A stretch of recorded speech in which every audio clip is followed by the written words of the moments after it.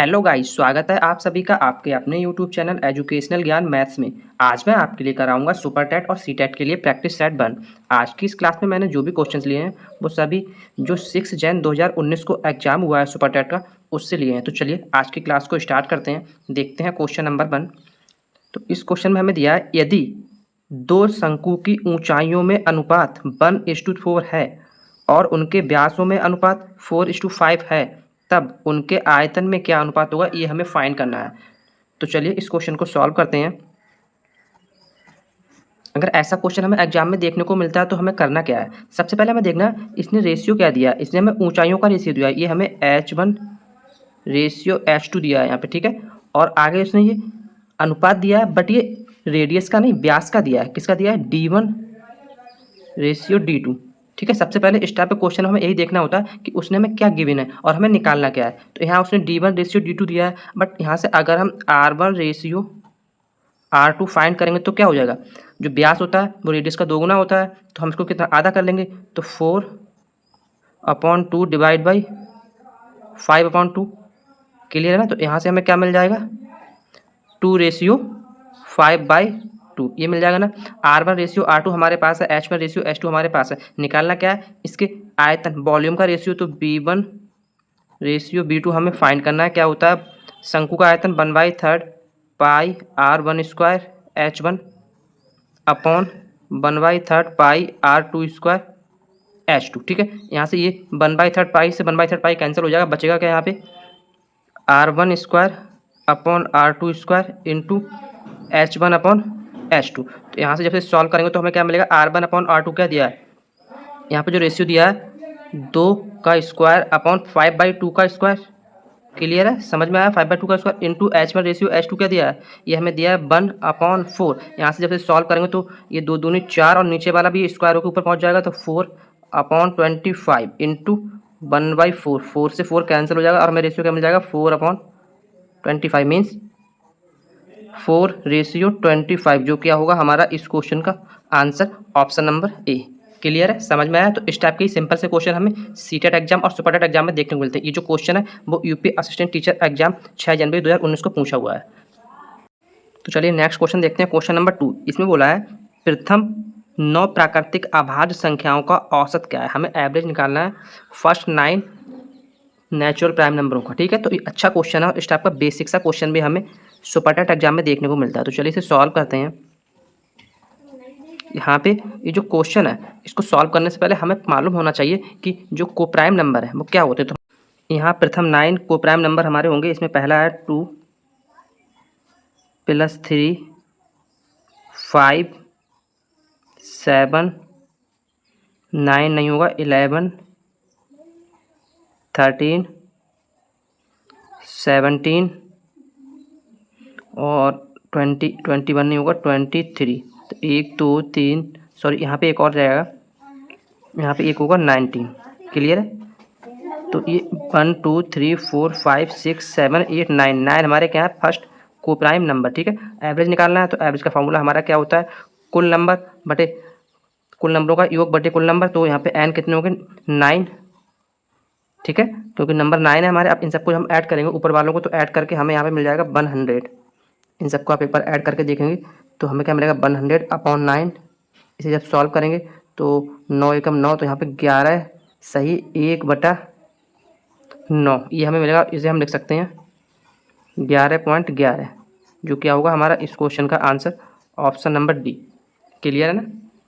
Next question number 3 दिया है, संलग्न चित्र में यदि AB + AC बराबर 5AD तथा AC - AD बराबर 8 है तो आयत का जो ABCD आयत है इसका क्षेत्रफल एरिया हमें फाइंड करना है। अच्छा क्वेश्चन है, चलिए इस क्वेश्चन को सॉल्व करते हैं। अगर ये क्वेश्चन हमें एग्जाम में देखने को मिलता है या इस टाइप का कोई और क्वेश्चन एग्जाम में देखने को मिलता है तो हमें करना क्या है। सबसे पहले हम क्या करेंगे, यहाँ पे जो ये रेक्टेंगल दिया है ABCD, इसमें हम सपोज कर लेंगे इसकी जो लेंथ है ये हम सपोज कर ली x है, और ये ब्रेथ है, चौड़ाई y है, ठीक है। और ये जो हाइपोटेनियस है, जो कर्व है, इसे हमने z सपोज कर लिया। कुछ भी दिया हो उसको हम ऐसे सपोज कर लेंगे। अगर यहाँ पर हम इस तरह सपोज कर लेते हैं तब हमें सॉल्व करने में काफ़ी हेल्प मिलेगी। अब यहाँ से अगर हम देखते हैं, अगर ये एंगल 90 डिग्री का है तो z की वैल्यू यहाँ पे क्या हो जाएगी, Z² बराबर x² + y² होगी। क्यों? क्योंकि यहाँ पे हम पाइथागोरस प्रमेय लगाएंगे तो उससे हमें ये मिल जाएगा। क्लियर है, समझ में आया ना? तो ये हमने यहाँ पे जेड की वैल्यू फाइंड कर ली। अब यहाँ पे इसने कंडीशन जो दी है ए बी प्लस ए सी बराबर 5 AD, तो ए बी की जगह पे क्या है एक्स है, और ए सी की जगह पे क्या है प्लस का साइन, ए सी की जगह पे जेड है, बराबर में 5, और ए डी की जगह पे हमने क्या माना ए डी और बी सी ये दोनों सेम होगी, ये भी बाई होगी और ये एक्स होगी, तो ए डी की जगह पे क्या है 5/, ठीक है। क्लियर, समझ में आया? इसको हम अगर सपोज कर लेते हैं इक्वेशन 1, ठीक है, और यहाँ से अगर हम जेड की वैल्यू फाइंड करते हैं तो हमें क्या मिल जाएगी 5/- x। समझ में आ रहा है? ये हमें क्या मिल गई जेड की वैल्यू, ठीक है ना, ये हमें जेड की वैल्यू मिल गई है। अब हम करेंगे क्या, अगर हम ये जो इक्वेशन हमें निकल के आए जेड बराबर 5/- x, अगर इसके हम बोथ साइड स्क्वायर करेंगे, क्या करेंगे बोथ साइड स्क्वायर, अगर हम इसकी बोथ साइड स्क्वायर करते हैं तो क्या हो जाएगा जेड का स्क्वायर बराबर में 5/- x का होल स्क्वायर। क्लियर है, समझ में आ रहा है मैंने क्या किया? अगर हम इसका स्क्वायर करते हैं बोथ साइड तो हमें क्या मिल जाएगा जेड स्क्वायर बराबर 5/- x का होल स्क्वायर। अब अगर इसे हम फर्दर सॉल्व करेंगे तो क्या होगा जेड स्क्वायर बराबर 5/, का स्क्वायर तो ये हो जाएगा 25/² प्लस एक्स स्क्वायर और माइनस के 2, तो 2×5 = 10, 2 ये भी होता है ना, 2×5 = 10 x/। समझ में आ रहा है मैंने क्या किया? इसको हमने a - b के होल स्क्वायर को एक्सपेंड किया तो हमें ये मिल गया। अब यहाँ पे अगर जेड की वैल्यू हम पुट करेंगे तो जेड की वैल्यू हमारे पास क्या है, यहाँ पे जेड की वैल्यू, यहाँ हम देखते हैं सॉरी जेड स्क्वायर की वैल्यू पुट करेंगे तो वो क्या है x² + y²। तो यहाँ पे अगर हम पुट करेंगे तो ये क्या हो जाएगा x² + y² बराबर में 25/² प्लस x² माइनस के 10x/। यहाँ से अगर हम देखेंगे तो x² से x² कैंसिल हो जाएगा, हो रहा है ना, और 25/², जब ये बाई² इस साइड लेकर आएंगे तो इसमें से ये माइनस हो जाएगा। समझ में आ रहा है क्या क्या मैंने? अगर ये जो बाई² है वो इस साइड लेके आएंगे तो इसमें से माइनस हो जाएगा, तो ये कितना रह जाएगा 24/², और इस 10x/, को जब इसे हम माइनस का ये इसे इस साइड उठा के लाएंगे तो ये प्लस का हो जाएगा, तो यहाँ से हमें क्या मिल जाएगा 24/² बराबर 10x/। समझ में आया मैंने क्या किया? यहाँ पे मैंने ये जो बाई² है इसको इस साइड लेके आया तो ये 25/² में से माइनस का तो यहाँ पे 24/² रह गया, और ये जो माइनस का साइन था तो इसे हम 10x/, को इस साइड उठा के लाए तो ये 10x/, प्लस का होगा, ठीक है। अब यहाँ से देखो एक बाई से बाई कैंसिल हो जाएगी ना। अब यहाँ पे हमें क्या, अगर हम यहाँ से x/y की अगर वैल्यू निकालते हैं, अगर यहाँ हम x/y निकालते हैं तो ये x के अपॉन में बाई लेके आए हैं तो ये 24 के अपॉन में 10 हो जाएगा। इसे सॉल्व करेंगे तो 2 से काटेंगे 12 बार में कट जाएगा, ये 5 बार में, यहाँ कितना हो जाएगा 12/5। अब यहाँ पे क्या करेंगे, अब हम इसे कंपेयर करेंगे, क्या करना है कंपेयर, तो यहाँ से कंपेयर करेंगे तो x बराबर क्या 12 हो जाएगा, y बराबर क्या 5 हो जाएगा, ये हम यहाँ लिखते हैं। अगर यहाँ पे कंपेयर किया हमने तो कंपेयर करने के बाद हमें क्या मिलेगा, यहाँ पे x बराबर 12, y बराबर 5, ये हमें वैल्यू मिल गई। x और y की निकालना क्या है ABCD, ये जो रेक्टेंगल है जो आयत है इसका हमें एरिया फाइंड करना है, तो एरिया क्या होता है यहाँ पे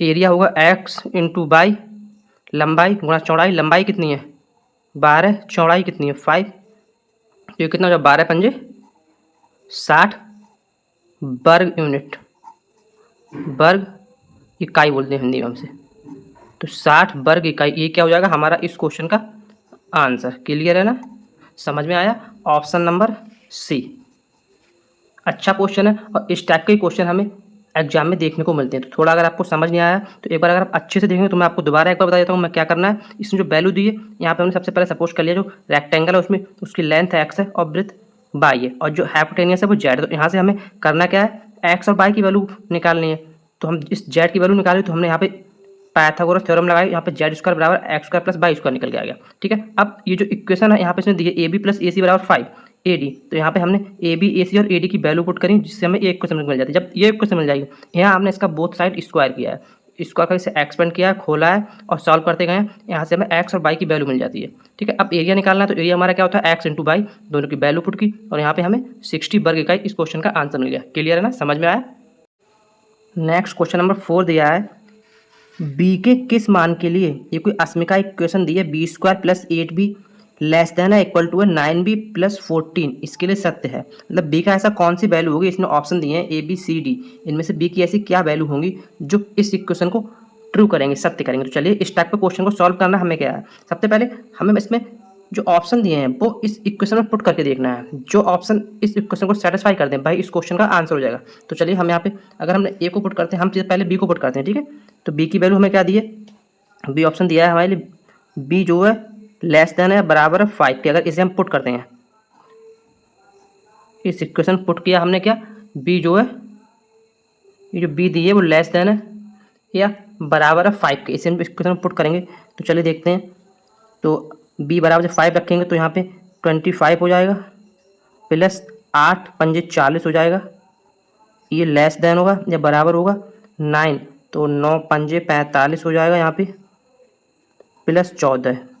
इसे सॉल्व करेंगे तो कितना मिल जाएगा हमें, ये 25 और 40 65 हो जाएगा, लेस देन बराबर ये 45 और 14 ये हमारा हो जाएगा, सॉरी यहाँ पे ग्रेटर देन है, ये ग्रेटर देन या बराबर है, ग्रेटर देन या बराबर है 45, तो ये हो जाएगा हमारा 54 50 सॉरी 5 और 4 9 और 4 और एक 5 59 हो जाएगा। कितना हो जाएगा 59। अब क्या ये इस कंडीशन को फॉलो कर रहा है कि 65 बड़ा है किससे 59 से, हाँ ठीक है, इस कंडीशन को फॉलो कर रहा है, मीन्स बी ग्रेटर देन है बराबर है 5 की, एक तो कंडीशन फॉलो कर दिया। सेकंड इसने क्या दिया है, बी लेस देन है बराबर है -4 से। अब अगर हम यहाँ पे बी लेस देन है या बराबर है -4, इस कंडीशन को भी चेक कर लेते हैं, इसमें पुट करेंगे बी स्क्वायर मतलब -4 का स्क्वायर, तो 16 मिल जाएगा हमें यहाँ पे, प्लस हो जाएगा, और यहाँ पे 8 है, और 8 की जब मल्टीप्लाई कराएंगे -4 से तो 8 चौक 32 माइनस का 32 आएगा, ग्रेटर देन है या बराबर है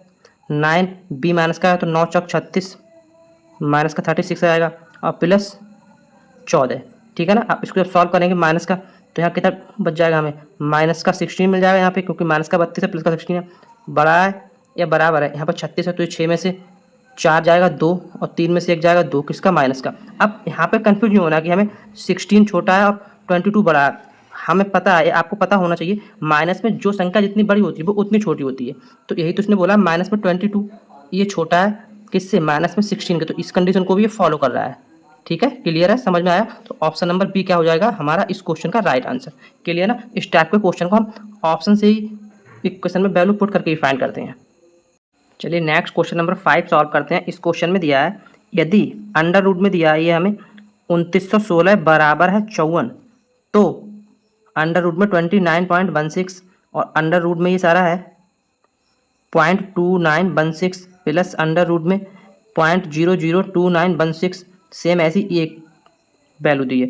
इसको हमें सॉल्व करना है, ये पूरी इक्वेशन है यहाँ से लेके यहाँ तक, इसे हमें सॉल्व करना है। इसने हमें ये वैल्यू दी है। तो इस टाइप के क्वेश्चन हमें बहुत सारे एग्जाम में देखने को मिलते हैं। तो इस क्वेश्चन में होता कुछ नहीं है, बस थोड़ी सी कैलकुलेशन होती है, थोड़ा सा हमें माइंड यूज करना होता है। तो चलिए यहाँ पे सॉल्व करते हैं। इसने यहाँ पर जो वैल्यू दी है हमारे लिए वो दी है 2916, किसके बराबर है 54 के बराबर। क्लियर है ना। अब यहाँ पे अगर हम देखते हैं सेकंड, इसने हमें क्या वैल्यू दी है 29.16। अब हमें करना क्या है, हमें पॉइंट के बाद देखना है कितने अंक हैं। तो पॉइंट के बाद 1 2 अंक हैं, अगर 2 अंक है तो यहाँ जो 54 लिखेंगे इसमें हम पॉइंट 1 के बाद लगाएंगे, तो पीछे से 1 के बाद पॉइंट लगाएंगे, 4 के बाद पॉइंट यहाँ पे लगा देंगे। अगर स्क्वायर में पॉइंट 2 के बाद है तो जो आंसर आएगा उसमें हम पीछे से पॉइंट 1 के बाद लगाएंगे। सेम कंडीशन यही हम नेक्स्ट में फॉलो करेंगे। क्या है यहाँ पे 0.2916, तो यहाँ क्या मैंने क्या बताया, मैं पॉइंट चेक करूँगा पॉइंट कितने के बाद है। तो यहाँ पे 1 2 3 4 के बाद पॉइंट है ना, तो जब हम आंसर लिखेंगे उसमें हम पॉइंट कितना 2 के बाद लगाएंगे। तो जब हमने यहाँ पे 54 लिखा तो 1 2 2 के बाद पॉइंट यहाँ आ जाएगा। क्लियर, समझ में आ रहा है मैं ये कैसे कर रहा हूँ। नेक्स्ट अगर जो कंडीशन इसने दी है ये आपको याद होना चाहिए, मतलब एक अच्छे से आपके माइंड में होना चाहिए मैं पॉइंट कैसे सॉल्व कर रहा हूँ। अगर आपने पॉइंट को सॉल्व करना सीख लिया तो आप इस टाइप के किसी भी क्वेश्चन को ईजिली सॉल्व कर सकते हैं।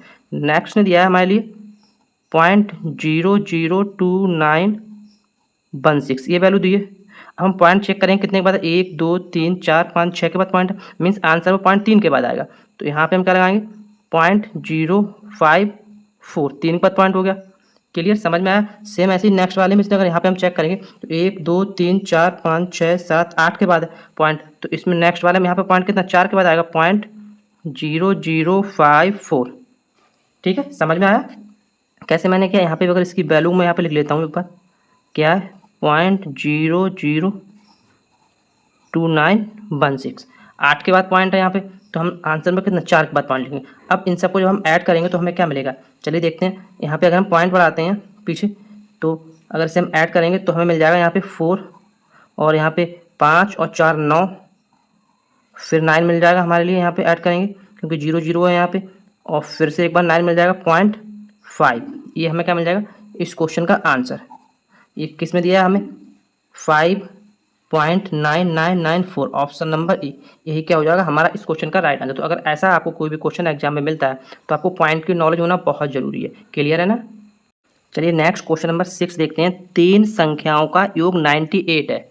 यदि पहली और दूसरी संख्या के बीच का अनुपात रेशियो 2:3 तथा दूसरी तथा तीसरी के बीच का अनुपात 5:8 है, तब दूसरी संख्या हमें ज्ञात करनी है, क्या है। अच्छा क्वेश्चन है, चलिए इस क्वेश्चन को सॉल्व करते हैं। इस क्वेश्चन को सॉल्व करने की ट्रिक देखते हैं। अगर ऐसा क्वेश्चन आपको एग्जाम में मिल जाए तो आपको इसी ट्रिक से सॉल्व करना है। संख्या कितनी, 3 संख्याएं दी हैं, 1 2 3 संख्याएं हैं हमारे पास ना। रेशियो उसने क्या दिया है, पहली और दूसरी के बीच रेशियो 2:3 और तीसरी और चौथी के बीच रेशियो जो 5:8। अगर ऐसा क्वेश्चन आपको एग्जाम में मिला तो आप उसे ऐसे ही लिखेंगे जैसे मैं लिख रहा हूँ। 3 संख्याएं लिखनी, पहली और दूसरे के बीच रेशियो ये लिख लिया और दूसरी और तीसरी के बीच रेशियो ये लिख लिया। अब करना क्या है, ट्रिक क्या है, हम इस तरह से इसकी मल्टीप्लाई कराते हैं 2 की 5 से, तो ऐसे ऐसे ऐसे जेड बनाते हैं इस तरह से, 2 की 5 से, 5 की 3 से और 3 की इधर 8 से। क्या करते हैं इस तरह से 2 की 5, 5 की 3 से, 3 की 8 से, इस तरह से हम इसकी मल्टीप्लाई कराते हैं। तो 2 पंजे 10, रेशियो 5 तियाँ 15, रेशियो 8 तियाँ 24। ठीक है, समझ में आया हमने क्या किया। इसकी इस तरह से क्रॉस मल्टीप्लाई कराते हैं। अब यहाँ पे चेक करते हैं क्या ये रेशियो किसी एक संख्या से कट रहा है, तो 10 15 24 ये किसी एक संख्या से नहीं कट रहा है। अब करना क्या है, इसने सब संख्याओं का योग हमें दिया है 98। अब यहाँ पे इसने तीनों संख्याओं का योग दिया है। अगर हमें सपोज कर लो किसी और ऑप्शन में, किसी और क्वेश्चन में किन्हीं 2 संख्या को इसने बोला होता है कि पहली और दूसरी संख्या का योग इतना है, तो हम क्या करते हैं ये पहली और दूसरी संख्या को ऐड करते हैं। बट यहाँ पे इसने तीनों संख्याओं को योग दिया है तो हम तीनों को ऐड करेंगे। 15 10 25 25 और 24, ये कितना हो जाएगा। इन सबको जब हम ऐड करेंगे तो ऐड करके हमें मिल जाएगा 49। अब 49 यूनिट जो है हमारे अकॉर्डिंग 49 का ऐड है यूनिट में, बट इसने बोला नहीं 98 यूनिट, 98 है इसका योग। दोनों को बराबर करेंगे, यहाँ जब ये सॉल्व करेंगे तो 1 यूनिट बराबर कितना मिल जाएगा 2, क्योंकि 49 दूनी 98 होता है, 1 यूनिट बराबर 2 मिल गया। अब हमें 1 यूनिट की वैल्यू पता है, 1 यूनिट बराबर 2 है।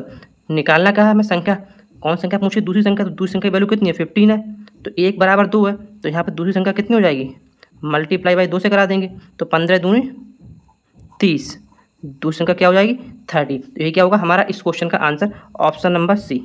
क्लियर है ना, समझ में आया। अब यहाँ पे अगर इसने पहली संख्या पूछी थी तो हम 10 मल्टीप्लाई कराते और लास्ट संख्या पूछी थी तो हम 24 मल्टीप्लाई कराते। सब अच्छा क्वेश्चन है और इसे एग्जाम में आने की काफ़ी पॉसिबिलिटी है। क्लियर है ना। चलिए नेक्स्ट क्वेश्चन देखते हैं, क्वेश्चन नंबर 7। इसमें इसने दिया है यदि r त्रिज्या के वृत्त के अंतर्गत एक समषटभुज बी निर्मित हो तो उसका परिमाप क्या है। उस जो समषटभुज निर्मित किया गया है उसका परिमाप पूछा है क्या है। तो अच्छा क्वेश्चन है और ऐसे क्वेश्चन हमें एग्जाम में काफ़ी सारे देखने को मिलते हैं, क्योंकि मैं ये सारे जो क्वेश्चंस करा रहा हूँ वो यूपी असिस्टेंट टीचर एग्जाम जो 6 जनवरी 2019 को हुआ है उसके क्वेश्चन हैं। तो चलिए इस पैटर्न पे हमें और भी कई सारे क्वेश्चन एग्जाम में देखने को मिल सकते हैं। तो इस क्वेश्चन में हमें करना क्या है, उसने बोला r त्रिज्या के वृत्त के अंतर्गत एक समषटभुज बना हुआ है ना। तो अगर हम यहाँ पे देखते हैं इस तरह से इसका एक डायग्राम बनाते हैं, ये कोई सर्कल है, ठीक है, ये कोई एक सर्कल बना हुआ है। यहाँ पे इसके अंदर सपोज किया इसने क्या बोला कि कोई समषटभुज बना हुआ है। तो इस तरह से ये हम कोई अगर समषटभुज बनाते हैं 1 2 3 4 5 और 6, ये थोड़ा सा मतलब डायग्राम ऐसा बन गया बट आपको समझ सकते हैं।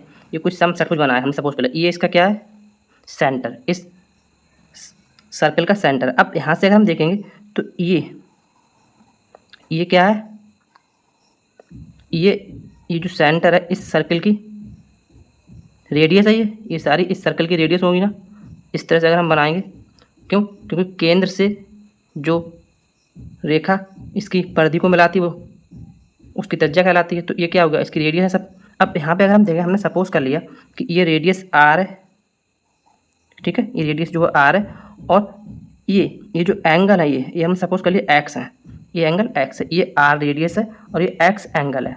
क्लियर है, समझ में आ गया हमारे लिए कैसे मैंने ये किया। ये कोई वृत्त बनाया, उसमें कोई समषटभुज बनाया। अब यहाँ पे अगर हम देखें ये जो एंगल है ये एंगल कितना होता है 360 डिग्री, ठीक है। वृत्त के केंद्र पर बना हुआ जो एंगल होता है 360 डिग्री होता है। अब यहाँ से अगर हम वैल्यू फाइंड करेंगे एंगल ए ओ एफ। कौन सा एंगल? यहाँ पे हमने एक एंगल मान लिया, यहाँ पे हमने वैल्यू, सॉरी यहाँ पे हमने वैल्यू नहीं है, ये ए है, ये बी है, ये सी डी ई एफ, कोई इसका नाम दे देंगे। यहाँ पे ओ हमने कोई पॉइंट ले लिया। अगर हमें ए ओ एफ इसकी वैल्यू हमें फाइंड करनी है इस एंगल की, तो हम कैसे निकालेंगे? इस पूरे का मान 360 डिग्री, अब हमें इसका निकालना है। तो कुल एंगल कितने? 1 2 3 4 5 6 एंगल है। तो इस एंगल को निकाल करने के लिए हम 360 को क्या करेंगे? 60 से कर देंगे डिवाइड। ठीक है, 60 डिवाइड कर देंगे तो हमें यहाँ पे कितना मिल जाएगा? सॉरी 60 नहीं, 6 से डिवाइड करेंगे, क्योंकि 6 एंगल है ना, 6 से हम से डिवाइड करेंगे तो एंगल कितना मिल जाएगा हमें? 60 डिग्री। ठीक है, मतलब एंगल ए ओ एफ हमें कितना मिल गया? 60 डिग्री। अब अगर ये एंगल 60 डिग्री है, ये वाला एंगल हमें कितना मिल गया? 60 डिग्री। ठीक है, अब अगर ये एंगल 60 डिग्री है तो ये एंगल कितना होगा? इसको हम देखते हैं।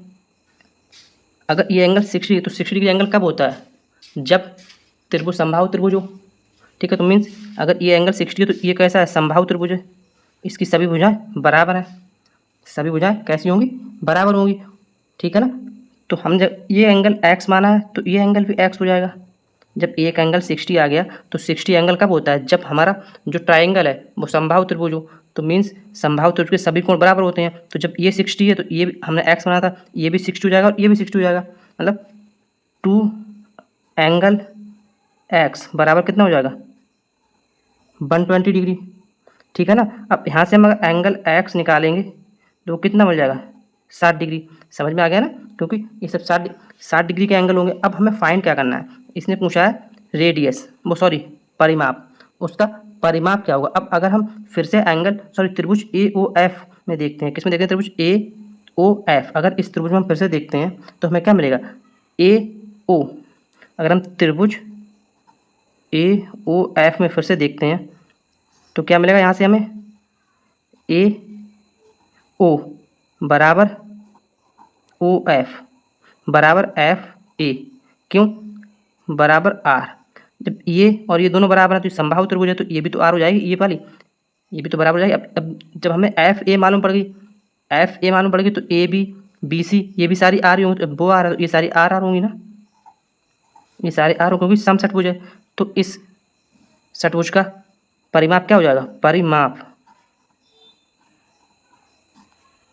हो जाएगा 6 इंटू आर मीन्स 6R, जो क्या होगा हमारा इस क्वेश्चन का answer option number A. Clear है, समझ में आया? अगर आप डायग्राम को समझ लेते हैं, थोड़ा सा माइंड आप यहाँ पर लगाए तो इस टाइप के क्वेश्चन को आप इजीली सॉल्व कर सकते हैं। इस क्वेश्चन में कुछ और नहीं था, बस थोड़ा सा डायग्राम समझना था। अगर आपने डायग्राम समझ लिया तो आप इस क्वेश्चन को बड़ा अच्छे से सॉल्व कर सकते हैं। क्लियर है ना? चलिए नेक्स्ट क्वेश्चन नंबर 8 देखते हैं। किसी त्रिभुज के अंतः केंद्र को सुनिश्चित किया जाता है। इसने पूछा कोई ट्राइंगल है, उसका जो अंतः केंद्र है, उसको सेंटर है, उसको हम कैसे फाइंड कर सकते हैं? तो यहाँ पर हम देखते हैं कोई त्रिभुज बना हुआ है, कोई ट्राइंगल बना हुआ है ये।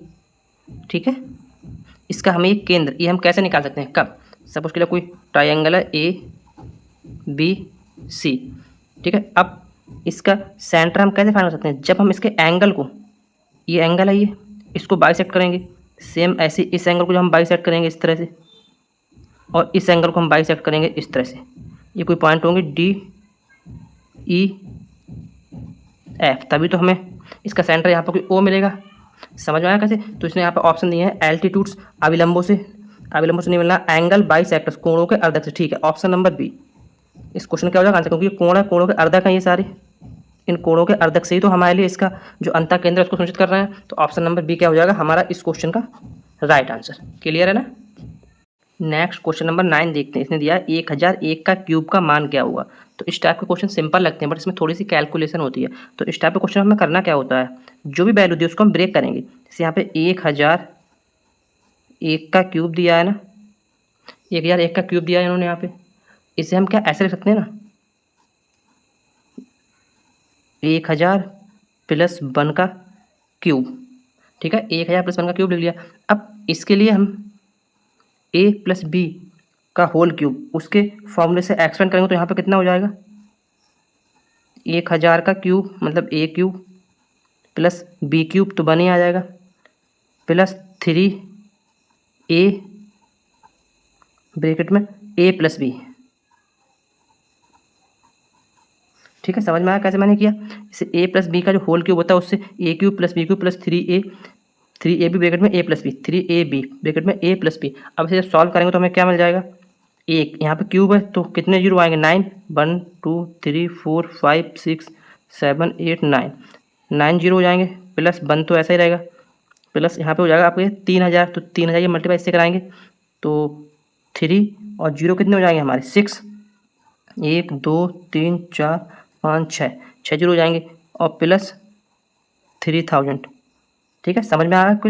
हम इसके अंदर मल्टीप्लाई करें तो इस तरह हमें मिल जाएगा। अब इसे जब हम ऐड करेंगे तो ऐड करने के लिए क्या है, इसमें 9 और एक 10 अंक हैं, तो सबसे पहले 1 2 3 4 5 6 7 8 9, इसमें हमें ऑप्शन से देख लेना कि ऐसा कौन सा ऑप्शन है जिसमें हमें 10 डिजिट मिल रहे हैं।